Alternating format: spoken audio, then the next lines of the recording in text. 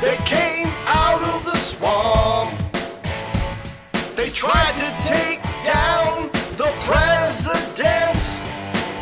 The deep state and the Democrat rats must have made a suicide pact.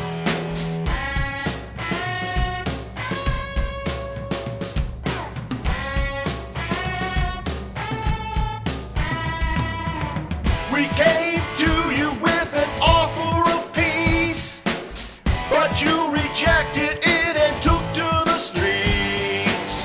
Russian collusion, no one will buy. We read the memo and we know it's a lie. What up, everybody? It's HolyJoe Rock and Roll coming at you live and unscripted. This is Saturday, May the 12th, 2018. Ever get the feeling that hashtag fake news has been lying to you and you couldn't quite put your finger on it? Well, right now I'd like to discuss with you some of the fake news in regards to the Israeli-Iranian conflict, if you will. The precursor to what may turn out to be a global nuclear war. Let's see what happens. But you may recall that it was 4 days ago or 5 days ago when President Donald J. Trump pulled out of the Iranian nuclear deal. Okay? Short time afterwards, 4 days ago, Israel bombs Damascus. Okay? Killing 18 people, claiming that there were irregular movements of the Iranian forces in Syria. So they bombed these Iranian positions, or these Iranian bases, whatever you want to call it. Then the Iranians retaliate by firing some 20 missiles into the Golan Heights, if we're to believe that. And Israel supposedly shoots down all of these missiles. And then Israel bombs Damascus in retaliation for the Iranian missiles. But who started everything? Who started this? Who started this? The Israelis started this whole provocation. Why did they attack Syria? What irregular movements were there? And if Iran is such a threat, why are you attacking Syria? Why aren't you just attacking Iran directly? If their nuclear program is such a threat, why are you trying to involve the United States in your business? It's nothing to do with us. Hashtag no more wars for Israel. Where was the commentary on the Israeli nuclear bomb program, or the 300 Israeli nuclear weapons that are reported to be in the arsenal of the Israelis? Where's the real danger? Where's the real threat to the Middle East? And getting back to the Golan Heights, do you understand that, just Google this, it's in the New York Times from 2011, but in 2010, secret meetings were held between Syrian and Israeli officials on how to make peace between the two countries. Now, Syria has always had a land for peace deal with Israel. Give us back the Golan Heights. We'll recognize Israel. We'll make peace with Israel. All's good. But Israel is refusing to give back the Golan Heights. And the deal fell through. Now, the Golan Heights were captured in the 73 war. It is a piece of land, approximately 270 square kilometers, that Israel now occupies. But this is Syrian territory. It's always been acknowledged as Syrian territory. When will Israel give back the land and make peace with Syria? This is the problem. It's not, hashtag Islam sucks balls. That's true and all. But hashtag no more wars for Israel, because these are the people resisting peace. These are the rejectors of Jesus Christ. And by definition, if you reject Jesus Christ, you're a rejecter of the Logos incarnate. The Logos, meaning the natural order of things. The first chapter of John says, in the beginning there was the Word, and the Word was God. Well, word is Logos in Greek. The original word is Logos. And if you look at it, it's more than 5 pages of translations. What it really means is the natural order of things, the order of things, the order of the universe. Now, when you reject the natural order of things, when you reject Logos incarnate, because Logos was God, is what John says, you become, when you reject the Logos, you reject the natural order of things, you reject the law, you become a lawless person, you become an outlaw. And that's what we see the state of Israel. It is an outlaw state. There's no other way to talk about it. There's no other way to look at it. Now, Israel is currently in violation of over 60 UN resolutions, including 242, which means that all occupied lands need to be given back. When is that going to happen? And Israel is talking about demanding reparations from Poland when there's absolutely no evidence that they should get anything from Poland.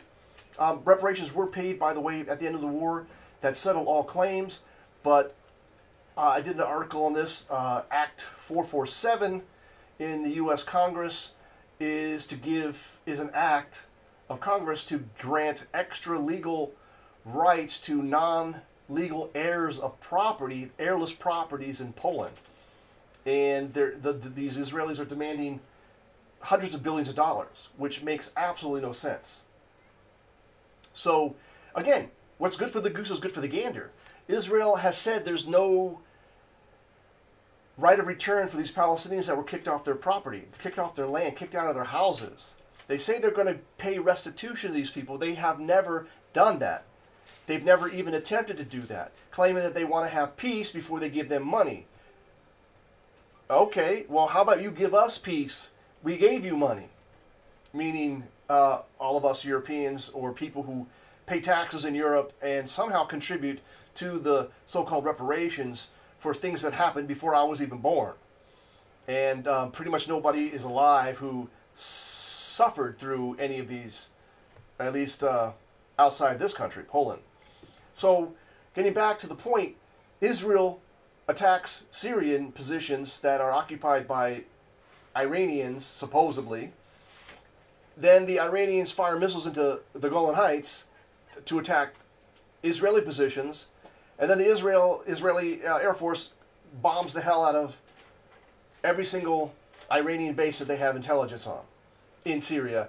And the news doesn't report what happened first, right? There was a complete blackout, except for, I think, Alex Jones talked about it, and one other European paper mentioned that there was an attack in Syria by the Israelis. It's a complete blackout. Now, I wonder why. Who controls the media in the United States? The 6 major media companies. Who controls them? And how many of them are dual Israeli citizens? I ask you to do some research on that. Find out for yourself.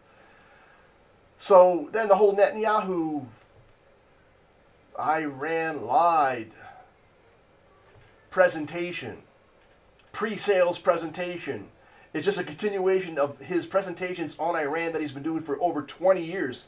You can look back at the 1998 presentation where he claimed that Iran had 6 months before they got the bomb. It's 20 years later, Netanyahu. Yahoo! Now, I'm not saying the Iranians are smart or stupid, because any fool could build the bomb if you got the parts. But it's been 20 years. Now, I think if the Iranians really wanted a bomb, they'd have a bomb. Now, some people speculate that they do have the bomb. What they don't have is a delivery vehicle, which means the rocket technology. And that's a little bit harder to engineer. The rockets, okay, to deliver the weapons. So, this is live and unscripted, as you can see on the bottom of your screen. I'm Holy Joe Rock and Roll. I'm your host. I just wanted to make you aware of the fake news and the lies by omission that we were seeing, or in fact not seeing, in the mainstream media, because they are not reporting on what has happened. Now, you'll see I could probably predict there'll be some false flag or some maybe even real attack on some Israeli position, and then suddenly there's going to be a call for war against Iran and that the U.S. should protect its ally. Well, I mean, the Israelis got $30 billion in defense money this year alone. I mean, I think they can handle their own business, and in fact, they should handle their own business. But, in 70 AD, did they handle their business? No, the Second Temple was totally destroyed. No stone was left unturned, as Jesus Christ predicted. What was that? Oh, in 130 A.D.? Oh, yeah. All the male Jews in Jerusalem were killed, and the women and children were taken slaves, right? So, did they handle their business then, the revolutionaries that they were? Oh, wait. Oh, the Weimar Republic, when they corrupted the people with prostitution and burlesque entertainment, ripping off the people, which spawned the rise of one Adolf Hitler, who then cleansed Europe of the Judenrat. Think about it. Did they win on that? I mean, what happened there? So they have their own country, and they should defend their own country if they believe they should defend their own country, because they somehow believe they're threatened. But it has nothing to do with us, has nothing to do with America, or in fact, America's greatest ally in Europe, Poland, that we should be involved in another war for Israel.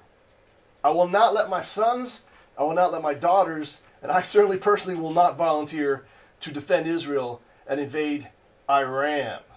Okay? The veil is lifted. The Goyim know. Okay, we've been down this road before. There were no weapons of mass destruction. Gaddafi did nothing to hurt us, yet he was thrown out of power. Even in Egypt, Mubarak, he was our greatest ally in North Africa, and he got overturned. So, in the so-called Arab Spring, which was nothing but a left-wing promotion of radical Islamic groups to take over these countries. And now the Assad thing. I hate to rehash it, but Assad did nothing bad to me. He certainly did nothing to hurt America or any European country that I'm aware of. It was an S-hole when I was there visiting, and I mentioned in another broadcast, the border crossing that I went across, there was an attack on that location 2 weeks after I crossed, and whatever. So it's a terrible situation, and that I think we should see our way out. If there's an A-B conflict, we should see our way out. You get that? A-B-C? All right. Yep. I got some comments here. Let's take a look at the comments. Yep. Just like when the Israelis invaded Ramallah, I guess, was it Ramallah? Palestinian territory. They took over the radio station, the TV station, and broadcasted pornography. And you think, well, what the Larry Flynn in the Larry Flynn movie, remember that? Larry Flynn, the publisher of whatever the smut rag was, he said that pornography was freedom. But as we clearly see, pornography and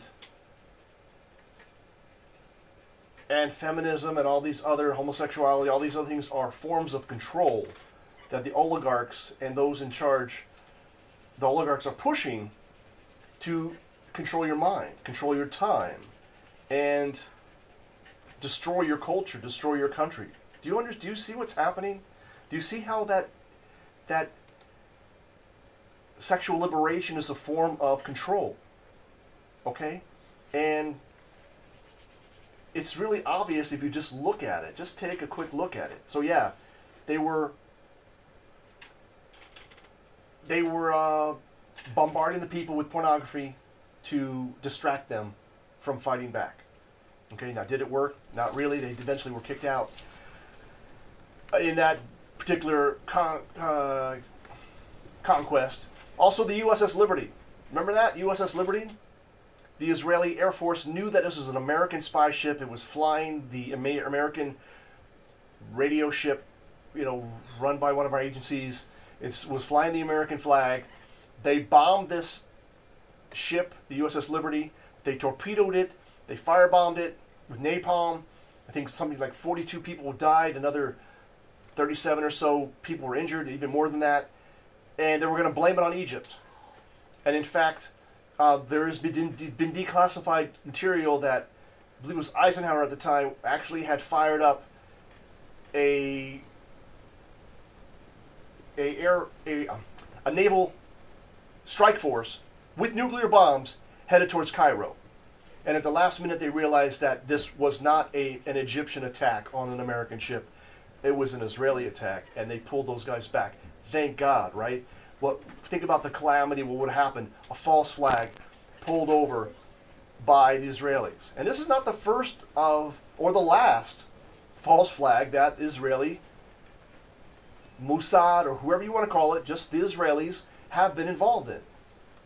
Certainly isn't the first terrorist attack that they've been involved in. The destruction of the Hotel David in Jerusalem, blowing up the Hotel David to get the British out when it was known as the Palestine Mandate, when the British were controlling this area, right?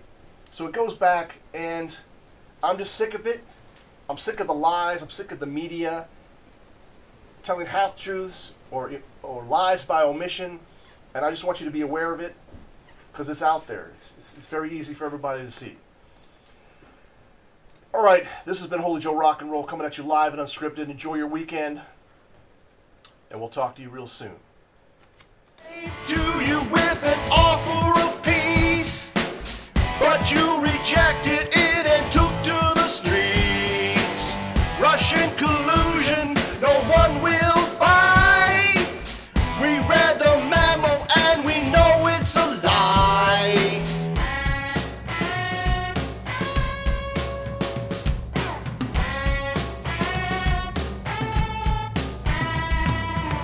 We know where you live, we know where you sleep.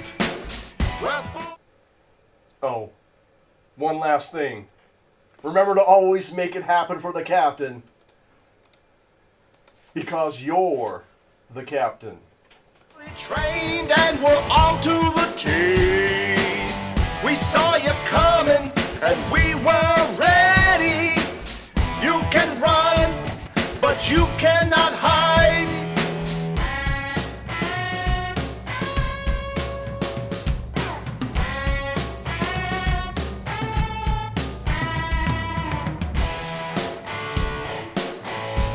Cause we're coming!